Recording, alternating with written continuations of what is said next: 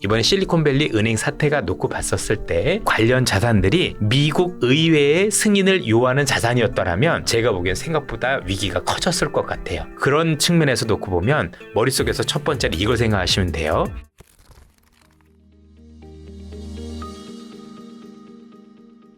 일단은 SVB, 실리콘밸리 뱅크 자체만 놓고 보면 어떻게 보면 이제 미국 정부에서 예금자 보호 그 이상으로 우리가 보장해주겠다, 안심해라, 너희들 예금 다 찾을 수 있다, 이래서 시장이 좀 진정되는가 했는데 이게 유럽, 크레딧 스위스 위기까지 번지면서 지금 이 불이 어디까지 번질지를 알 수가 없어가지고. 그렇죠. 예. 이걸 어떻게 해야 될까? 이게 저도 벌써 질문을 준비했다가 이거 하루 만에 또 다시 질문을 많이 바꿔야 되는 달라지죠. 상황이어서요. 왜 달라지냐면 지금 하루 만에 번진 거니까 사실 그 3일 동안에 천지개벽이 일어났을 수도 있어요. 예컨대 네네네. 엄청나게 많은 악재가 나왔다가 또 해결이 됐을 수도 있어요. 그래서 이게 지금 사실 그거를 건드리기가 굉장히 어려운 건 맞는 것 같아요. 이런 이슈들이 터졌을 때 좀 어떻게 해야 되는지. 그래, 좋습니다. 어떤 뭐 경로를 찾아가는 방법이라도 좀 있어요. 알려주시면. 있어요. 그래요? 예, 그런 거 말씀을 드리도록 할게요. 네네. 통상적으로 이런 위기가 발생했었을 때 네. 사실 위기를 막을 수 있는 방법은 없고요. 결국 예. 그 위기를 최소화해서 예. 시장에 미치는 피해를 줄이는 게 가장 큰 효과적인 방법이라고 볼 수가 있겠죠. 네네. 이런 방법과 관련해서 우리가 특히 투자자분들께서 저는 알 수 있는 참 좋은 방법이 있다고 생각을 합니다. 알 수 있는 좋은 방법이요? 첫 번째는 우선 그 위기가 발생할 거라는 걸 알기는 쉽진 않아요. 이번에 실리콘밸리 은행 같은 경우도 그 관할 지역인 샌프란시스코 연운조차도 모르고 있었기 때문에 사실 이걸 이제 뭐 2억 마일리 있는 한국에 있는 분들이 이걸 먼저 알아서 뭔가를 했다라고 말씀하기도 어렵고 그렇죠. 저희들도 어려운데요. 이런 위기가 터졌었을 때 또 이런 부류의 많은 위기가 터졌었을 때 투자자분들께서 제일 먼저 고려하셔야 될 사항이 뭐냐면 네. 이 위기의 본질보다도 더 중요한 게 있어요. 네. 결국엔 당국의 대응입니다. 네. 자, 모든 일이 사람도 그렇고 우리가 알고 있는 그 위기도 그렇고요. 결국 그 위기의 최소화는 얼마나 빠르게 대응하느냐. 네. 첫 번째. 두 번째, 얼마나 과감하게 대응하느냐. 어허. 이 여부가 굉장히 중요하다고 볼 수가 있겠습니다. 특히 이번 사례 실리콘밸리 은행 사례를 보면 네. 우리가 생각했던 것보다 훨씬 더 신속했습니다. 즉, 그 위기가 터지고 나서 아시아 금융시장이 열리기도 전에 대응 정책을 발표했다라는 건 굳이 아시아 시장의 불협 화음조차도 부담이 될 수 있다라는 의미로 받아들여질 수가 있겠죠. 네. 그래서 훨씬 더 신속하게 대응했고 너무나도 과감한 대응을 했다라고 생각을 합니다. 통상적으로 우리가 알고 있는 예금자 보호법에 의한 즉 네. 미국에서 25만 달러에 달하는 예금만 보호해줘도 참 물론 그건 당연히 보호는 되겠지만 네. 그렇지 않은 모든 예금 그것도 실리콘밸리 은행이 아니라 현조라는 미국에 있는 모든 은행의 예금에 대해서 예금자 보호를 미국 정부가 단행했다라는 건 네. 정말 과감한 조치였다라고 생각이 듭니다. 이러다 보니까 네. 물론 이제 이러에 따른 위기는 여지는 있다고 하더라도 전체적인 위기는 많이 가만히 되고 전환점이 됐다라고도 볼 수 있을 것 같습니다. 여기서 제가 네. 몇 가지 아이디어를 드리도록 할게요. 네. 그게 뭐 대단한 일인데라고 생각할 수 있지만 그렇지 않은 게요. 예. 2008년 리만 브로더스 사태와 비교해 보면 금방 이런 차이를 보실 수가 있겠습니다. 자, 첫 번째 차이는 뭐냐면 네. 2008년 리만 브로더스 사태는 그 위기의 본질을 떠나서 위기가 커졌던 가장 큰 이유가 대응이 늦기도 했고 그 대응이 두 차례에 걸쳐서 실수를 보였기 때문이었었습니다.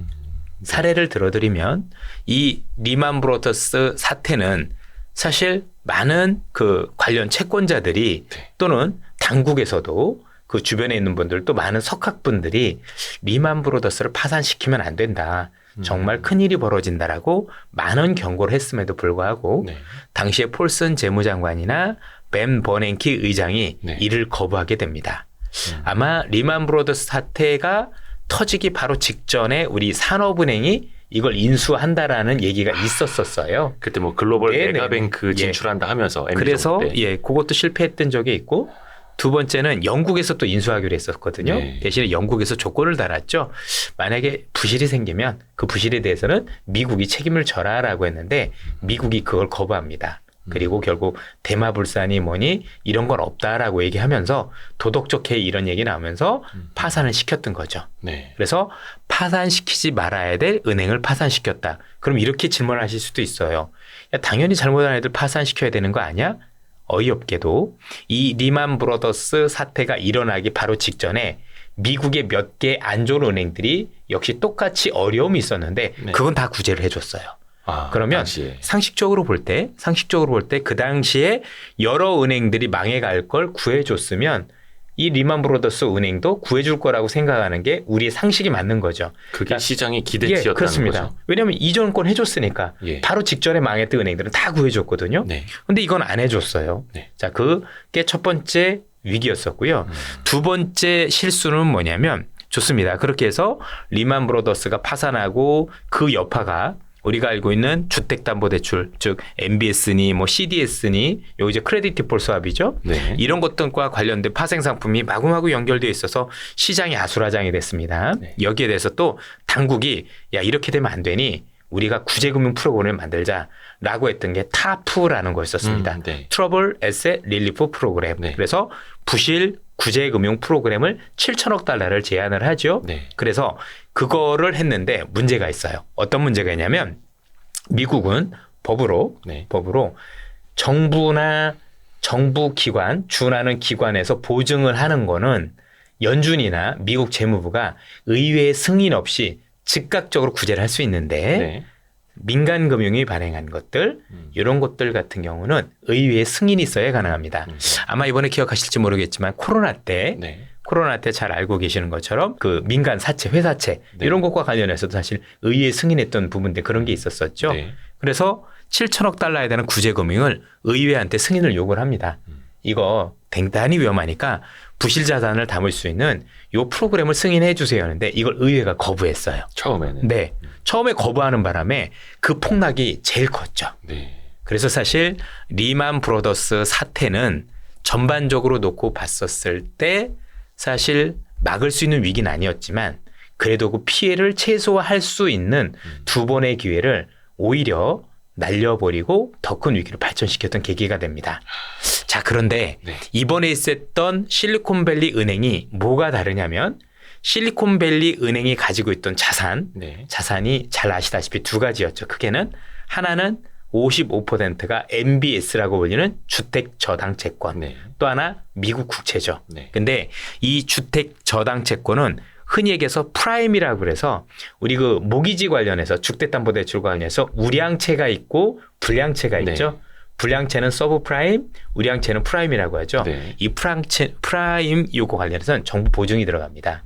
쉽게 얘기해서 현재 SVB가 가지고 있는 자산은 의회 승인 없이 미국 연준이라든가 재무가 즉각적으로 대응을 할 수 있었던 거예요. 아. 만약에 이번에 실리콘밸리 은행 사태가 놓고 봤었을 때 그 관련 자산들이 미국 의회의 승인을 요하는 자산이었더라면 아하. 제가 보기엔 생각보다 위기가 커졌을 것 같아요. 아. 시간도 걸렸을 것 같고 또 야당에서 반대하겠죠. 예. 야, 도덕적 해이 이런 게 많이 되냐? 모든 예금자를 다 보호한다라는 건 말이 안 된다라고 해서 갑론을박 자체도 시장이 불안한 거였을 거고 그렇죠. 된다고 하더라도 시간이 많이 지연됐겠죠. 네. 의회가 빨리 모이진 않을 거니까. 네. 그런 측면에서 놓고 보면 머릿속에서 첫 번째는 이걸 생각하시면 돼요. 미국 의회 없이 진행할 수 있는 정책이 나올 수 있는 환경이면 사실 위기가 생각보다 빨리 진화됩니다. 아. 자, 미국 의회가 들어가지 않느냐 들어가느냐 여부를 판단하는 가장 큰 기준은 민간채냐 아니냐. 그러니까 이 자산과 관련해서 은행들이 가지고 있는 자산이 흔히 얘기하는 정부 보증이거나 정부 보증채가 아니면 사실은 의회 승인이 있어야 되는 거겠죠. 그렇죠. 근데 그게 아닌 경우 정부 보증채인 경우는 사실상 연준이 그 즉시 결정을 할 수 있습니다. 그래서 이번에 위기가 생각보다 최소화됐다라고 보실 수가 있을 것 같아요. SVB가 갖고 있었던 자산이 미국채 그렇죠. 그리고 MBS 예. 주택담보채권 이런 거였기 때문에 빠른 지원이 가능했고 반대로 이렇게 생각할 수 있는 거예요. 이런 것과 관련해서 지원책이 있는데 네. 그 지원책이 반드시 의회의 승인을 요한다라고 예. 하면 긴장하셔야 돼요. 시간이 의회가 오래 걸리니까. 시간이 오래 걸리거나 우리 지난번에 2008년에 있었던 그런 사태처럼 이게 의외로 의회에서는 한번 거부되고 할 수도 있어요. 그러니까 정치인들 싸우는 사이에 예, 정치인들은 그렇습니다. 금융시장 막 요동치고 그렇습니다. 있고. 예. 그래서 전체적으로 의회 승인이 필요한 건이냐 아니냐 여부가 굉장히 다르다. 대부분 그 금융당국자들 중에서 재무부라든가 연준은 알거든요. 네. 어떻게 하면 되는 줄 알고 또 얼마나 빠르고 얼마나 과감한 대책에 따라서 위기가 최소화될 수 있는지 알고 있기 때문에 사실은 의회가 들어가느냐 안 들어가느냐 차이가 큰데 이번 같은 경우는 의회의 승인이 필요 없었다는 점에서 사실 위기를 더 빠르고 강하게 대응할 수 있었었고 그 결과로 아직 뭐 이런 게 100% 진정된 건 아니겠지만 네. 그래도 피해를 최소화할 수 있는 단초를 제공했다고 볼 수가 있을 것 같습니다. 코로나 팬데믹 당시에 네. 미국 정부도 그렇고 연준의 대응도 2008년 글로벌 금융위기 당시보다 뭐 한 8배속으로 빨랐다, 뭐 16배속으로 빨랐다 맞습니다. 이런 이야기를 하잖아요. 예, 예. 근데 이 상황에서 보면은 실리콘밸리 뱅크가 파산 신청하기까지의 속도도 한 10여 년 전보다 굉장히 빨라졌고 사람들이 뱅크런을 하는 속도도 옛날에는 줄을 섰다면 이제는 모바일로 훨씬 더 빨리 그러니까요. 빼가고 네. 근데 또 정부의 대응도 굉장히 빨라지고 시세 속도. 요게 아마 2008년 이후에 매뉴얼들은 있는 건 제가 잘 모르겠는데 그런 것과 관련해서 의회가 굉장히 방해 걸림돌이라는 걸 알고 있기 때문에 예. 의회 승인 없이 할 수 있는 방법들을 찾아내는데 굉장히 묘수들을 많이 짜내는 것 같아요. 잘 알고 계시는 것처럼 코로나 때도 사실 코로나 때 제일 문제가 시장의 제일 우려가 야 이렇게 모든 것들이 서면 우리가 소비 활동도 못하고 기업들도 활동을 못하면 기업들 망하면 어떡해. 네. 그래서 회사채가 제일 문제였었거든요. 네네. 그때 아마 기억을 하실지 모르겠지만 트리플 B 이하였던 그 정크본드들이 네. 그 이하로 떨어지는 걸 뭐 펄른 엔젤 해가지고 추락천사 이런 얘기 나오면서 네. 사실 이게 하이힐드 펀드 이런 거로 가는 거로 굉장히 두려워했었던 기억들이 있잖아요. 네. 그런데 이것과 관련해서 연준이 묘수를 짜냈었거든요. 재무부하고 SPC라는 걸 만들어서 회사채를 의회 승인 없이 할 수 있는 방안을 고안을 해냈어요. 그래서 네. 정말 무릎을 딱 튼 적이 있었습니다. 아, 이 친구들 대단하다. 그러니까 확실히 아는 거예요. 의회가 끼어들면 일이 안 된다. 그래서 의회를 제외하고 뭔가를 할 수 있는 방안을 만들었던 게 미국 연준과 미국 재무부였기 때문에 이번 같은 경우는 그거 더 없었어도 됐고 아주 심플하게 미국 정부라든가 미국 정부가 보증하는 채권 중심으로 돼 있었기 때문에 사실 의회 없이 신속하게 진행할 수가 있었죠. 그때 2008년 글로벌 금융위기 당시에는 그렇게 해서 부실 자산만 한쪽으로 떼어내서 보관하도록 하는 뭐 배드뱅크도 막 이렇게 분리하도록 했고 네, 그러니까 심플해요. 그러니까 의회가 끼어들었다 그러면 일단 한번 파셔도 될 것 같아요. 모든 지원책이 의회 승인을 요한다 그러면 그냥 머릿속에서 시간이 지연되는 것도 가능하고 또 우리가 알고 있는 것처럼 의회는 서로 간에 협의를 해야 되다 보니 협의가 안 되는 경우도 생길 수도 있는 불확실성이 있어서 위기가 증폭되는 경우들이 대다수입니다. 근데 의회라는 존재가 빠지게 되면 이 정책 당국자들 연준하고 재무부는 어떻게 하는지 방법을 잘 알고 있기 때문에 보다 더 신속할 수 있다. 그래서 저는 처음에 이번에 실리콘밸리 은행 사태 봤었을 때 자산을 보고 생각보다 빠르게 뭔가 진척이 될 수도 있겠구나라고 생각을 했고 나중에 투자자분들께서도 이런 위기가 터졌을 때 제일 먼저 그 친구들이 가지고는 자산을 한번 보셨으면 좋겠어요. 그래서 자산. 결국은 옛날에 서브프라임 때도 그랬지만 결국 자산이 문제였던 거잖아요. 맞아. 그 당시에는 서브프라임이라면 아주 불량한 자산이 있었던 거고 이번 누가 봐도 미국 국채였던 거죠. 국채고 우리가 알고는 굉장히 우량한 MBS라는 그렇죠? 주택담보대출 중에서 가장 우량한 거였었는데 이것도 정부 보증이 서 있는 거거든요. 프라임 등급. 네, 프라임 등급이었었으니까.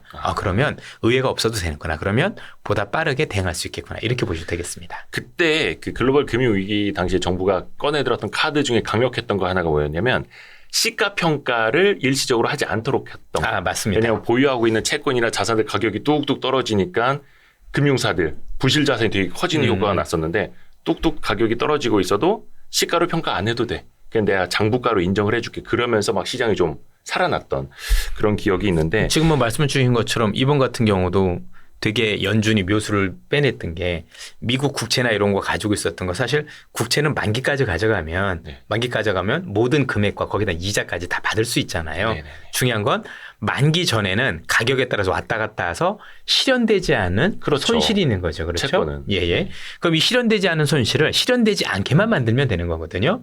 그래서 만든 이번에 묘수가 너네들 이거 변동하고 있는 미실현 손익으로 하는 게 아니라 니들이 만기까지 가면 받을 수는 이 금액으로 내가 보증을 해줄게 네. 라고 했었던 거죠. 이건 정말 큰 조치예요. 그 얘기는 은행들로 하여금 예금이 인출된다고 해서 굳이 이 자산을 팔 필요는 없어라는 의미가 될 수 있기 때문에 은행들은 미실현 손실을 그대로 가져가면은 사실은 손실이 없이 자산을 지킬 수 있다는 점에서 상당히 묘수였다라고도 볼 수가 있겠죠. 그만큼 뭐 정부도 그렇고 중앙은행들도 네. 그렇고 좀 학습 효과가 예. 있고